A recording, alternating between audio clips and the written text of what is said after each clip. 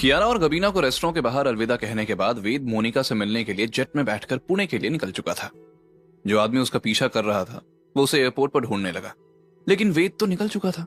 वो आदमी गुस्से में दांत पीसते हुए बोला, शिट, बचकर निकल गया, लेकिन इस मिस्टर के को तो मैं ढूंढ कर रहा हूं। उसने तुरंत रोहित को इन्फॉर्म करने के लिए मैसेज किया, यानी यह आदमी रोहित ने भेजा था। लेकिन क्यों? करीबन 40 मिनट के सफर के बाद उसने पुणे एयरपोर्ट पर लैंड किया और फिर सीधा मोनिका के बताए एड्रेस पर पहुंचा। इस वक्त रात के 10 बज रहे थे। ये Pune east 5th ring road पर एक इंडस्ट्रियल एरिया था। उसने मोनिका को कॉल किया तो मोनिका अपनी शॉप से बाहर आई और वेद से कहा, मैंने यहीं एक शोरूम रेंट पर ले लिया है और गेस व्हाट, मुझे क्या मिला? वेद ने हैरानी से पूछा, तुमने ये बताने के लिए मुझे अर्जेंटली बुलाया? मोनिका नहीं जानती थी कि वेद मुंबई जाकर वापस आया है। वो मुंह बनाते हुए बोली, तो तुम वैसे भी जय विलास में पड़े होगे या फिर पुणे की सड़क छान रहे होगे।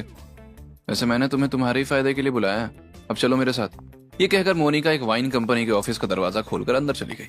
वेद उससे पूछने ही वाला था कि वो यहाँ क्या कर रही है, तभी उसकी नजर रिसेप्शन डेस्क के पीछे वाली दीवार पर पड़ी। Sabharwal wine industry and club. ये तो सबरवाल फैमिली की कंपनी थी, या यूं कहो नीचे कंपनी का ऑफिस और टॉप फ्लोर में क्लब, इसलिए देर रात तक भी ये खुला रहता है। वेद को उम्मीद नहीं थी कि जिस जगह को मोनिका ने खरीदा है वो सबरवाल फैमिली की प्रॉपर्टी के बिल्कुल बगल में पड़ती है। वेद ने मन ही मन सोचा, ये कोइंसिडेंस तो नहीं है, शायद मोनिका पहले ही यहाँ इन्वेस्टिगेशन कर चुकी थी। वेद थोड़ा गिल्टी महसूस कर रहा था क्योंकि वाकई मोनिका ने उसके फायदे के लिए वहां बुलाया था।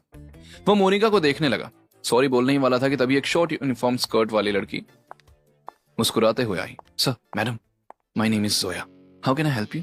मोनिका ने सीधे कहा, मेरा नाम मोनिका है, मेरा अपॉइंटमेंट था। एक्चुअली मेरे फ्रेंड को आपके ब्लड डायमंड एजेंसी में शामिल होना है, पहले उसे वाइन टेस्टिंग करवाओ, फिर वो डिसाइड करेंगे। जोया ने एक सोफे की तरफ इशारा करते हुए बोली, आप दोनों इधर बैठिए, मैं सैंपल लेकर आती हूँ। मोनिका ऐसा चलकर सोफे पर बैठी जैसे ये उसका अपना घर हो। उसने सामने वाले कुर्सी पर इशारा किया तो वेद भी बैठ गया। फिर वो थोड़ा लीन होकर बोली, यू नो भतीजे, अभी तुम वाइन टेस्ट करोगे ना तो शॉक हो जाओगे। ब्लड डायमंड नाम सुना है कभी? टेस्ट किया है? एक सिप लोगे तो लिटरली हवा में उड़ जाओगे। मैंने अचानक डिस्कवर किया और तुरंत ही तुम्हें बुला लिया। मोनिका का कॉन्फिडेंस तो मानो आसमान पर था, जैसे उसने बहुत बड़ा काम किया हो। वेद कंधे उचकाते हुए बोल पड़ा, ब्लड डायमंड?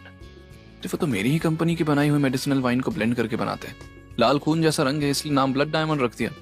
टेस्ट हमारी कंपनी के वाइन से बहुत खराब, ऐसा लग रहा था जैसे कूड़ा भर स्पाइस डाल दिया हो। यह सुनकर मोनिका की स्माइल गायब हो गई। उसने वेद को घूरते हुए कहा, तुम्हें कैसे पता और कब पता चला? वेद ने शरारती मुस्कान के साथ कहा, महाराजा मेंशन वाली पार्टी में मैंने ब्लड डायमंड पिया था और तभी मैंने मिस्टर सोडी को इसका पता लगाने के लिए कहा था कि ये वाइन कहाँ से आ रही है, लेकिन तुमने पहले ढूंढ लिया और फिर मैंने अंदाजा लगा